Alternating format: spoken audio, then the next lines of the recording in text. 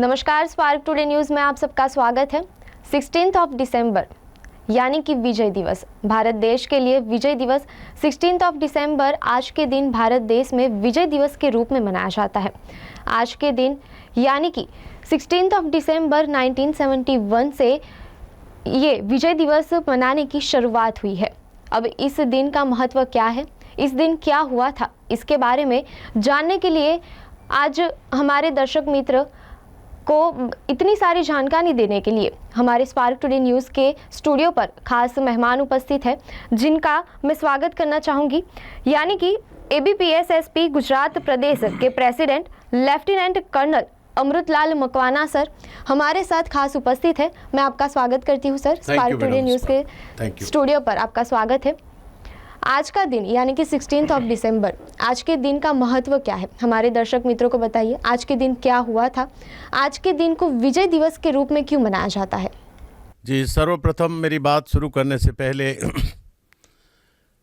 आज 16 दिसंबर विजय दिवस, आज से ठीक 53 साल पहले जो भारत और पाकिस्तान के बीच में जो जंग हुई थी, उस जंग के दौरान हमारे जो जाबाज और बहादुर सैनिक 3900 सैनिकों ने शहादत दी, बलिदानी हुए, और इसके अलावा 6851 जवान हमारे जो इंजर्ड हुए।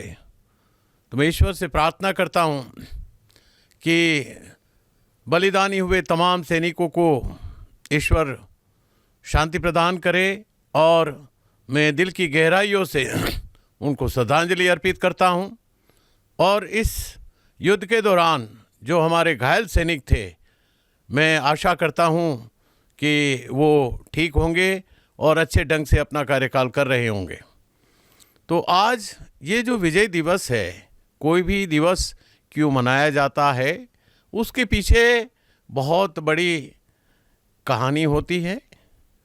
3 दिसंबर 1971 को ये भारत और पाकिस्तान के बीच में जंग की शुरुआत हुई थी। सर्वप्रथम पाकिस्तान ने हमारे 11 एयरबेस ताबड़तोड़ एयर स्ट्राइक करते हुए हमले किए थे। 3 दिसंबर को उन्होंने सर्वप्रथम आगरा पर अटैक किया, आगरा से अंबाला में अटैक किया, अंबाला के बाद अमृतसर में अटैक किया, अमृतसर के बाद में अवंतीपुर में अटैक किया, फिर अवंतीपुर के बाद हलवाड़ा में अटैक किया, हलवाड़ा के बाद में पठानकोट अटैक किया, पठानकोट के बाद श्रीनगर में अटैक किया, फिर जो यहाँ हमारा राजस्थान है, राजस्थान के अंदर जो बीकानेर है, बीकानेर के अंदर अटैक हुआ, बीकानेर से जोधपुर में अटैक हुआ, जोधपुर के बाद जैसलमेर में अटैक हुआ, और इसके बाद जो उत्तरलाई है राजस्थान का, वहाँ पे अटैक हुआ, और 8 दिसंबर को गुजरात के जो भुज है, भुज के ऊपर अटैक हुआ। इस प्रकार से इस लड़ाई की शुरुआत होती है। तो आज जिस प्रकार से हमारी भारतीय जो थल सेना है, भारतीय नौसेना है और भारतीय वायुसेना के द्वारा अदम्य साहस और वीरता के कारण ये जो इंटरनेशनल युद्ध है, इस युद्ध के अंदर हमारे जो महान लीडर, महानायक, जिसका नाम श्याम SHFJ, बहुत सारे दर्शक मित्र को इनके बारे में शायद उसका पूरा नाम क्या है, पूरा नाम के बारे में जानकारी नहीं होगी। तो मैं दर्शक मित्रों को उनके नाम के बारे में सबसे पहले जानकारी देना चाहूँगा कि उस युद्ध का कोई हीरो अगर रहा है तो ये फील्ड मार्शल SHFJ मानेकशॉ साहब थे। Chief of army staff, military cross और पद्म विभूषण जैसी उपाधियों से सम्मानित ऐसे महान व्यक्ति SHFJ मानेकशॉ साहब थे। उसको श्याम बोलते थे, H Hormusji, F Framji, J Jamshedji, Manekshaw के नाम से वो जाने जाते थे। इतना बड़ा नाम था। वो पारसी थे, जिनका जन्म मूल उनके जो पिताजी वगैरह हैं वो वलसाड़ के थे। उनका जन्म अमृतसर में हुआ था। 4 अप्रैल 1914 में उनका जन्म होता है, और से लेकर के उनकी जो लंबी यात्रा है, 27 जून 2008 में उन्होंने आखिरी सांस ली। इनके दौरान में ऐसे महान वीर योद्धा थे जिन्होंने सेकेंड वर्ल्ड वॉर से लेकर के 1971 वॉर, 1962 वन वॉर और 1971 वॉर के अंदर एक्टिवली पार्टिसिपेट किया और आला दर्जे का काम किया था। कहा जाता है कि जब 1939 से लेकर 42 में जो आज का जिसको कहते हैं हम ब्रह्मदेश, म्यांमार के अंदर जो वॉर चल रही थी, उस वॉर के दौरान जापानी सैनिकों ने जब हमला किया था तो उनको पीठ पीछे से गोलियां मारी थी और उसकी छाती में 9 गोलियां लगी थी। तो उस समय रेड क्रॉस सोसाइटी के डॉक्टरों ने मना कर दिया था कि इस केस को हम हाथ में नहीं लेंगे। जब डॉक्टर उन्होंने पूछा गया कि भाई आपको क्या हुआ है श्याम, तो कहता है कि किसी खच्चर ने मुझे पीछे से लात मारी है। ये उनका जवाब था कि जिसके सीने में 9 गोलियां लगी हो, ऐसे जाबाज देश के जो chief of army staff field marshal SHFJ Manekshaw साहब ने अद्भुत कार्य करते हुए इसी हालत में भी जब डॉक्टरों ने ऑपरेशन किया और वो बच गए, 1 महीने के अंदर अंदर फिर जापान पर अटैक करते हुए उन जापानी सैनिकों को खदेड़ देते हैं और वहाँ भी विजय प्राप्ति होती है। तो हमारे उस समय ये ब्रिटिश इंडियन आर्मी का सबसे पहला ऑफिसर है जो 1931 के अंदर इंडियन आर्मी में पहला अगर कोई ऑफिसर बना है तो फील्ड मार्शल मानेकशॉ है, जिन्होंने इतना बड़ा अद्भुत कार्य करते हुए इस सेना नायक ने 1971 वॉर के अंदर जिस प्रकार से कार्य किया है वो अविस्मरणीय है।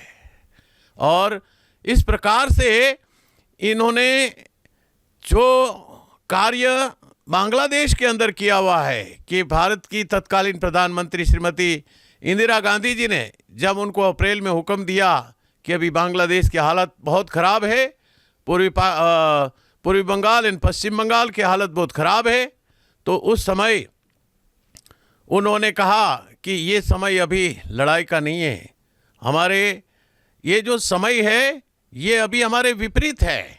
बारिश का समय आ गया है, पूरा कीचड़ होगा, पूरे इतने श्लेष हो रही, नदियाँ उफान पे होगी, तो जो भी वेदर है वो हमारी फेवरेबल कंडीशन में नहीं है और मुझे लड़ाई शुरू करने से पहले कुछ समय की आवश्यकता है ताकि मैं अपने जवानों को ट्रेंड कर सकूं, ताकि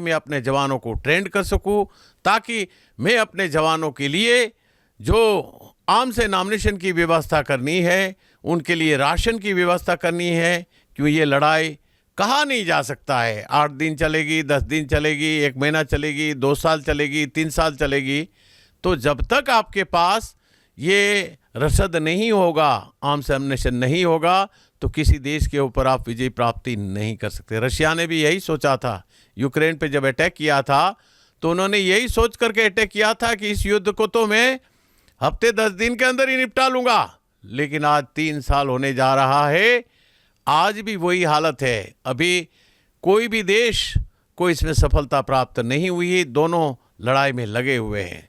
तो मैं दर्शक मित्रों आपको ज़रूर कहना चाहूँगा कि आज का जो विजय दिवस है कि आज ही के दिन भारत ने बांग्लादेश को लिबरेट कराया था, बांग्लादेश को आज़ादी दिलाई थी और बांग्लादेश एक स्वतंत्र राष्ट्र के रूप में जिसका जन्म होता है। लेकिन जो अच्छा कार्य करते हैं उनको हमेशा के लिए कुछ न कुछ नेगेटिव रिमार्क के साथ इस दुनिया में वापस आना पड़ता है। जो आज इस प्रकार से एक छोटा सा देश भारत को आंखें दिखा रहा है और हमारे जो हिंदुओं पर जिस प्रकार से अत्याचार हो रहे हैं, ये सही मानों में निंदनीय है।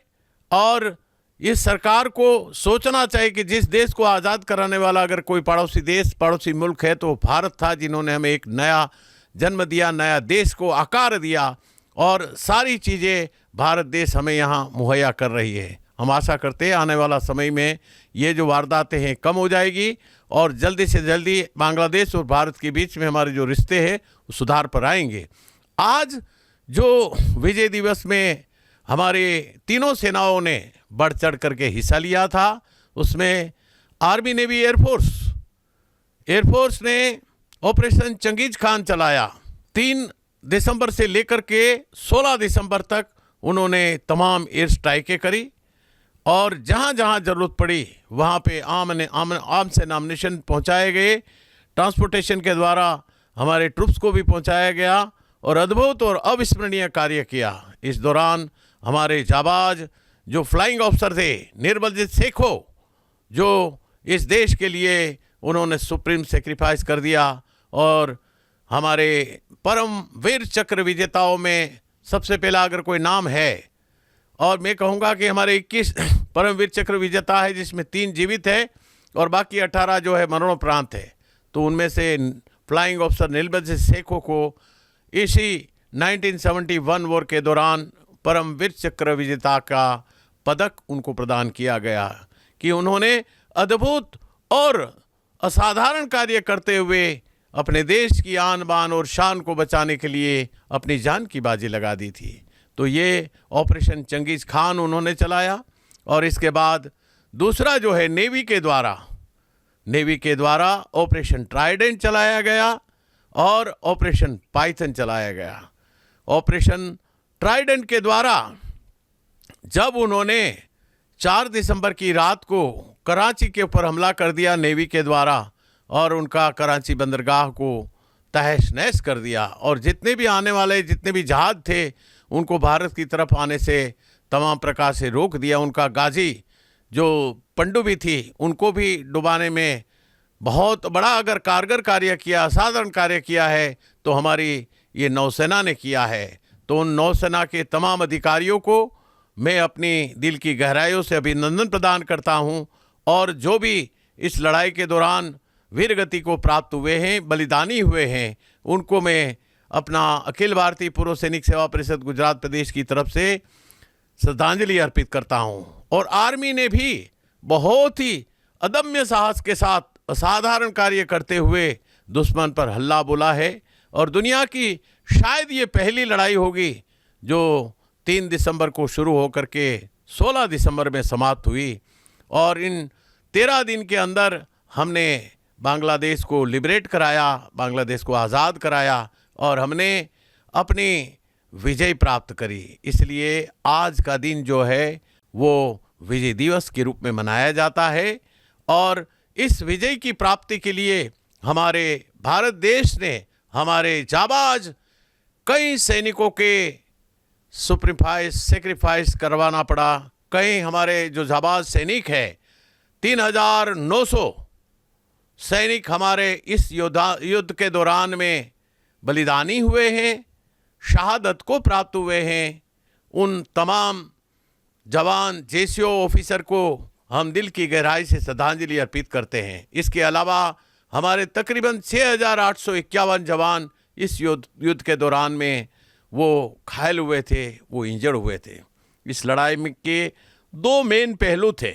सबसे पहला अगर कोई हीरो माना जाए तो वो फील्ड मार्शल SHFJ मानेकशॉ थे, मिलिट्री क्रॉस जो ब्रिटिश इंडियन आर्मी का सबसे बड़ा अगर कोई डेकोरेशन है, जिस प्रकार भारतीय सेना के अंदर परमवीर चक्र विजेता है उस प्रकार ब्रिटिश इंडियन आर्मी के अंदर military cross. Because British Indian army में सबसे पहला अगर आर्मी ऑफिसर के रूप में कोई अगर भर्ती हुआ था तो फील्ड मार्शल मानेकशॉ था, 5 स्टार जनरल, जो 1931 के अंदर उन्होंने ये आर्मी ज्वाइन करी थी।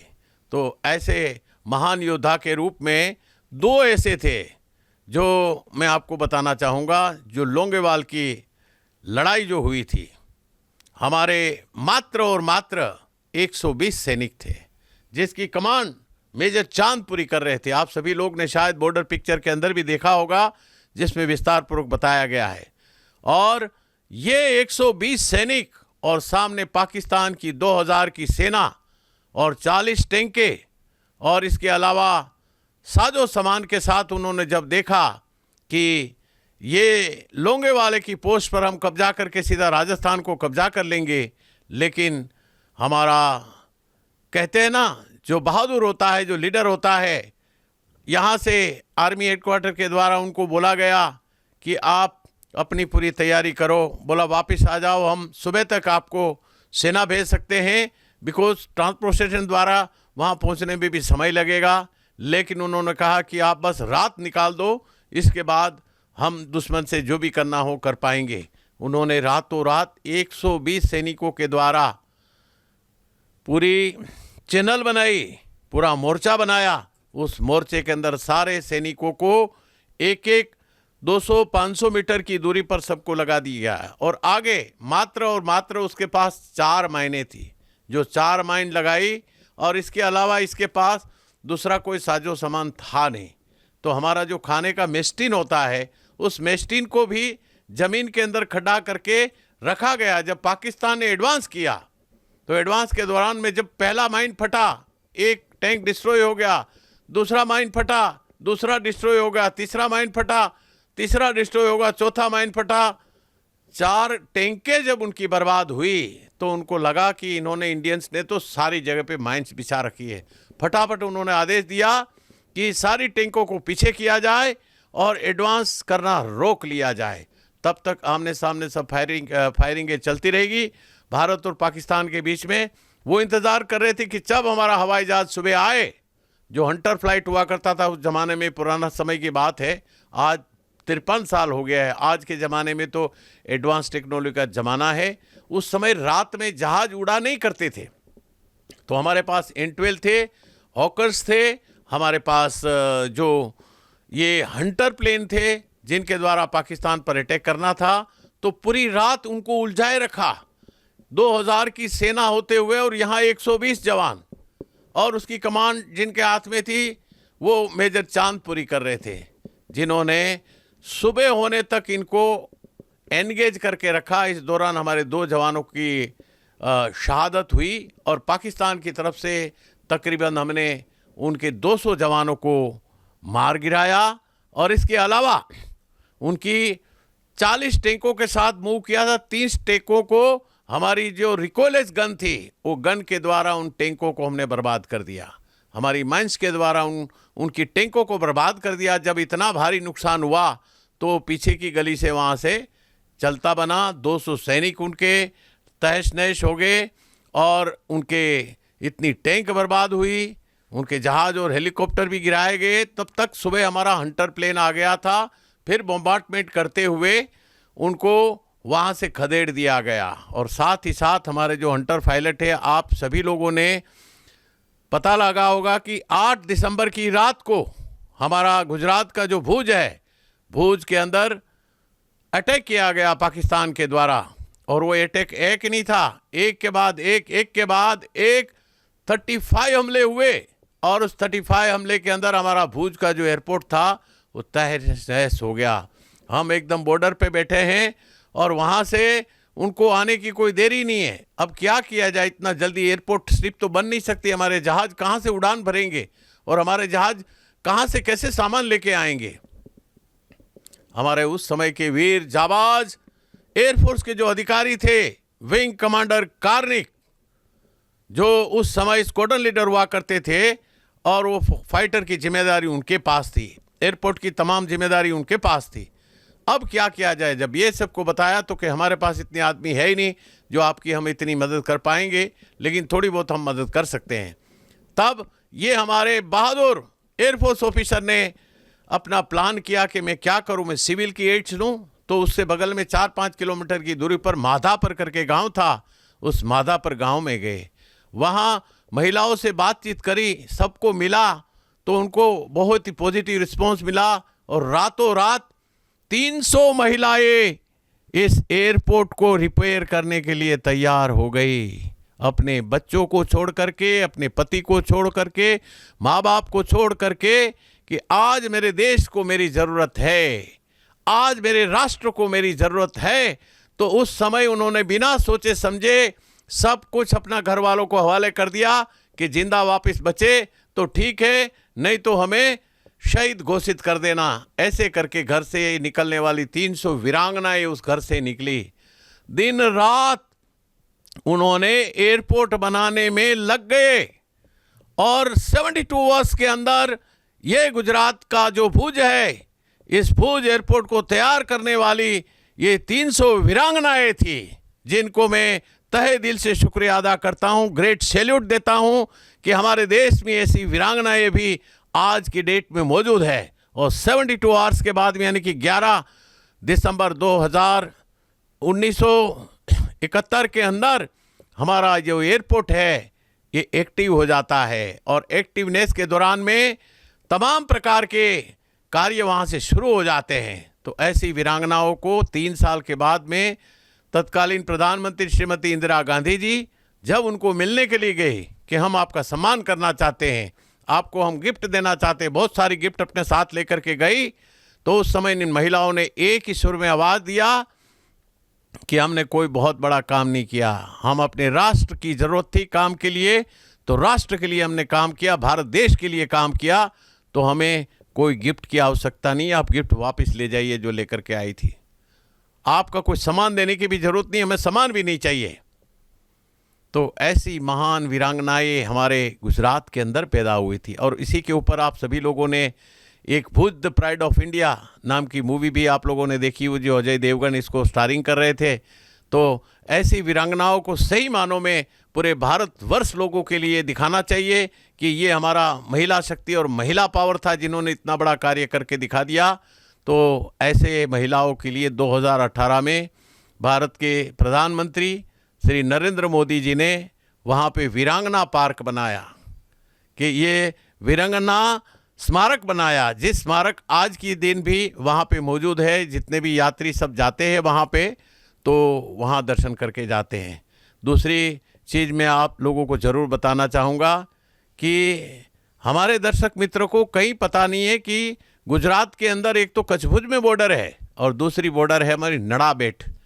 नड़ाबेट के बारे में बहुत कम लोग जानकारी रखते हैं।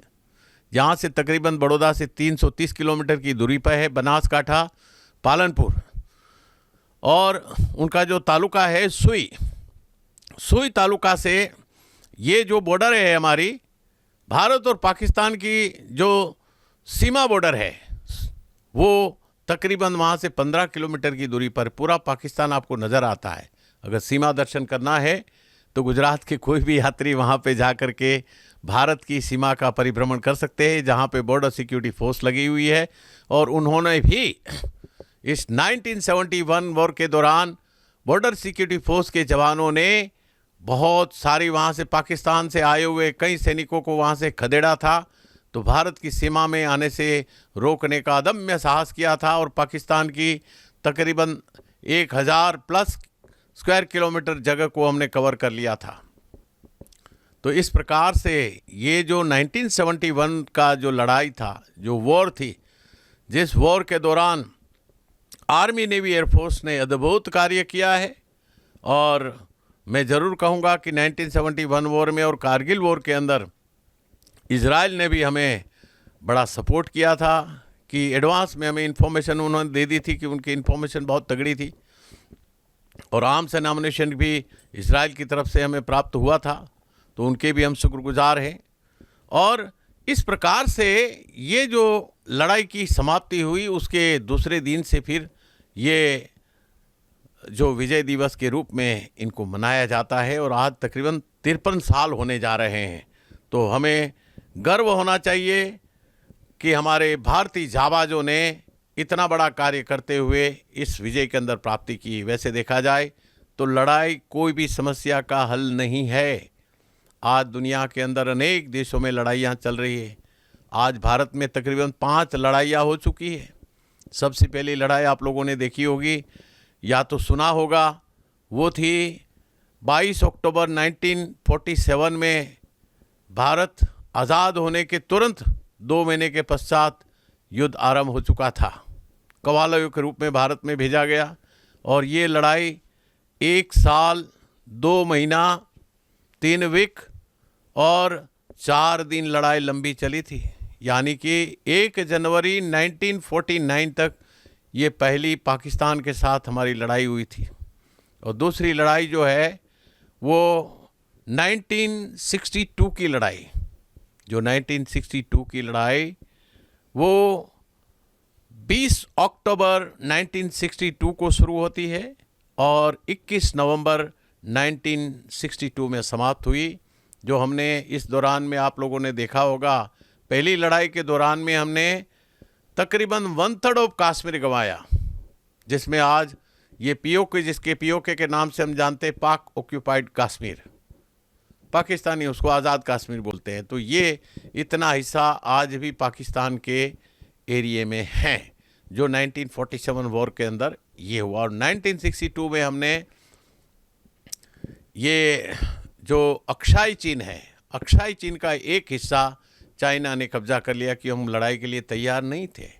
जो आपको मैंने बताया कि 20 अक्टूबर 1962 में ये लड़ाई शुरू हुई थी और 21 नवंबर 1962 में ये वॉर ख़त्म हुआ। 1 महीना 1 दिन ये लड़ाई चली थी। तीसरी लड़ाई 1965 में जो शुरू हुई थी, 5 अगस्त 1965 में लड़ाई शुरू हुई और 30 सितंबर 1965 में लड़ाई समाप्त होती है। तो ये तकरीबन जो है ये लड़ाई आपकी 1 महीना 2 हफ्ते और 4 दिन चली थी। और इसके पश्चात कहा जाता है कि ये जो 1971 की वॉर है वो तीसरी लड़ाई है। और इस तीसरी लड़ाई के दौरान में तकरीबन हमारे समझो कि ये 3 दिसंबर को शुरू होकर के 16 दिसंबर को समाप्त हुई और 13 दिन चली थी। और इसके बाद 5वीं लड़ाई यानी कि कारगिल की लड़ाई 3 मई को शुरू होकर के 3 मई 1999 को शुरू करके 26 जुलाई 1999 को ये युद्ध चला था, जिसके दौरान तकरीबन हमारे 527 जवान जो है इस देश की आन बान शान को बचाने के लिए सुप्रीम सेक्रीफाइस किया था। तो मैं आप सभी से यही कहना चाहता हूँ कि लड़ाई कोई समस्या का समाधान नहीं है। आज यूक्रेन और रशिया के बीच में लड़ाई चल रही है।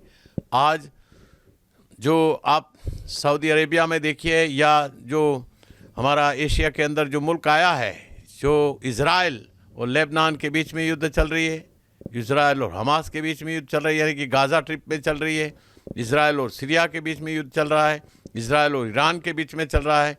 तो ये जो है इनके बीच में ये लड़ाई किसी भी चीज़ का आज तक कोई समाधान लेकर के नहीं आया है।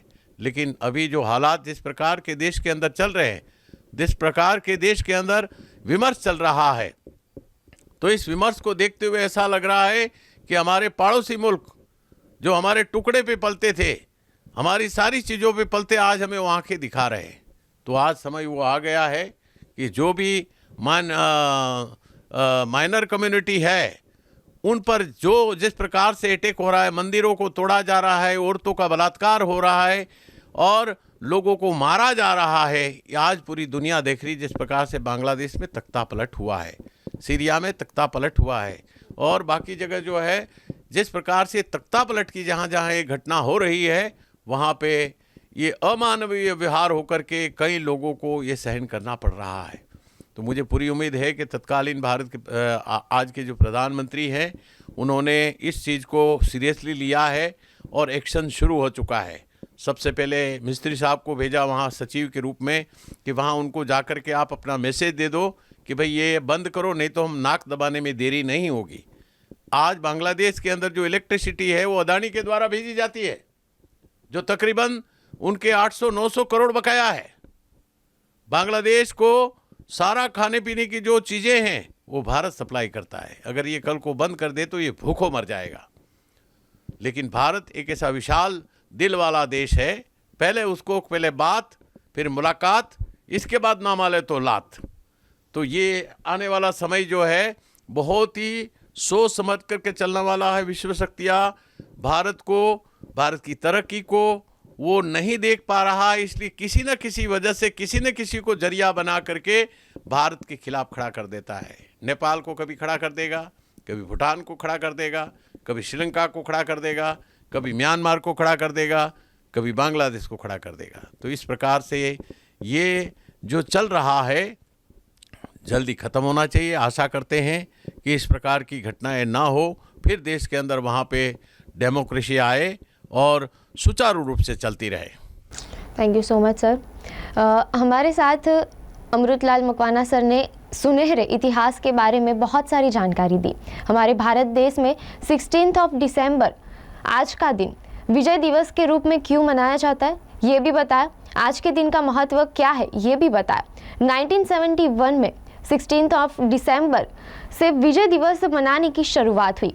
पाकिस्तान और भारत के बीच 3 दिसंबर 1971 में तीसरा युद्ध शुरू हुआ था और 1971 16 ऑफ दिसंबर से आज के दिन को विजय दिवस के रूप में मनाने की शुरुआत हुई। इसी साथ सर ने हमें से बहुत सारी चीज़ें शेयर की, जैसे कि आज तक हमारे भारत में कितनी लड़ाइयाँ हो चुकी है, कितने शहीद हो चुके हैं हमारे जवान और कितने घायल हुए हैं। इसी साथ सर मैं आपसे एक और सवाल करना चाहूँगी कि हमारे यूथ को, हमारे दर्शक मित्रों को आज के दिन यानी कि विजय दिवस के रूप में आज के दिन को मनाया जाता है और इसी खास दिन पे आप क्या मैसेज देना चाहोगे? मैं समग्र गुजरात के दर्शक मित्रों को और बड़ौदा वासियों को अखिल भारतीय पूर्व सैनिक सेवा परिषद अध्यक्ष लेफ्टिनेंट कर्नल अमृतलाल मकवाना की तरफ से संदेश देना चाहता हूं कि आप लोग ये जो व्हाट्सएप एजेंसी है, ये व्हाट्सएप जो चल रहा है उसको अथॉरिटी मान करके किसी भी प्रकार का ऐसा कोई कदम ना उठाए कि इसमें इंटरनेशनल, नेशनल और हमारे कई जो ये कहते कि एनिमी लोग हैं इस प्रकार का कार्य करने पर तुले हुए हैं। तो जिस प्रकार मोदी साहब ने भी अपनी स्पीच में कई बार बताया है कि कोई भी चीज़ होती है तो पहले थोड़ा सा पोज, फिर सोचो, फिर आगे एक्शन लो। तो आज जिस प्रकार से हमारे पड़ोसी मुल्कों के अंदर जिस प्रकार चल रहा है, आज पाकिस्तान की हालत बहुत ख़राब चल रही है, श्रीलंका की हालत बहुत ख़राब चल रही है, नेपाल भी बहुत हालत ख़राब है और अभी अभी जो तख्ता पलट बांग्लादेश में हुआ है और बाकी भी अरब राष्ट्रों के अंदर भी आप लोगों ने देखा होगा। तो एकता की जो शक्ति है सबसे बड़ी महान शक्ति है। अगर आप यूनाइट रहेंगे तो पूरे देश की एक आप ताकत है, युवा ताकत दुनिया की। आज भारत विश्व गुरु बनने जा रहा है और भारत का यूथ 65% पूरी दुनिया के अंदर सबसे बड़ा अगर कोई मुल्क है तो भारत थे और भारत में 65% यूथ है और ये यूथ पूरे बहुत बहुत बड़ी बड़ी पोस्टों में बैठे हैं।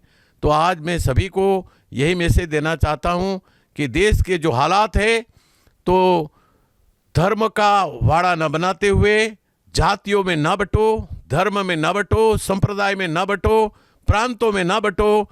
आप एक रह करके, यूनाइट रह करके जो भी समस्या आपके सामने आई है उस समस्या का समाधान जरूर निकाल पाएंगे।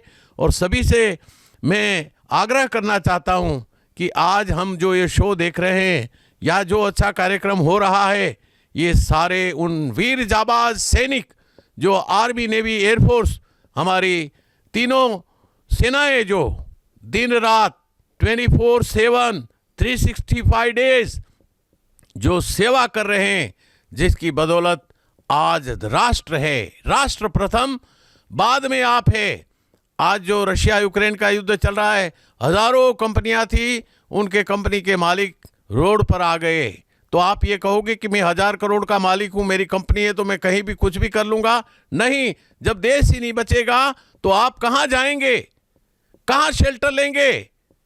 अगर दोनों तरफ से युद्ध होता है, चाइना और पाकिस्तान भारत पर अटैक करता है, तो शेल्टर के लिए कहां जाएंगे? क्या अफगानिस्तान शेल्टर देगा? क्या पाकिस्तान शेल्टर देगा? क्या श्रीलंका शेल्टर देगा? क्या नेपाल शेल्टर देगा?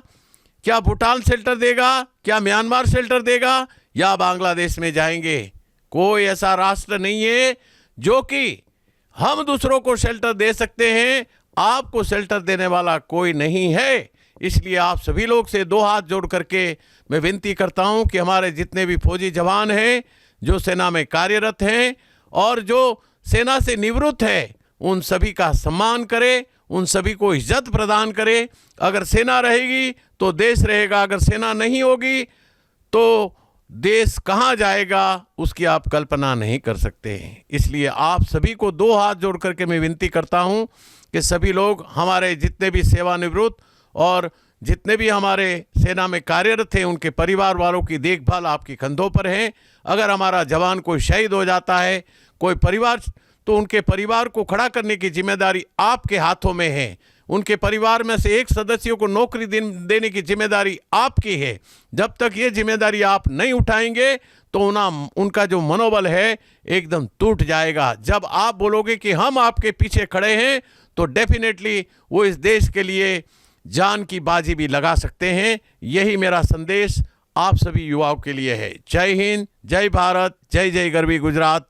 Colonel Amritlal Makwana, president Akhil Bharatiya Purva Sainik Seva Parishad Gujarat Pradesh. Thank you so much sir, हमारे स्टूडियो पर आने के लिए, हमारे दर्शक मित्रों को आज के दिन का महत्व बताने के लिए और आज के खास दिन को और ज़्यादा खास मनाने के लिए once again thank you so much sir हमारे स्टूडियो पर आने के लिए।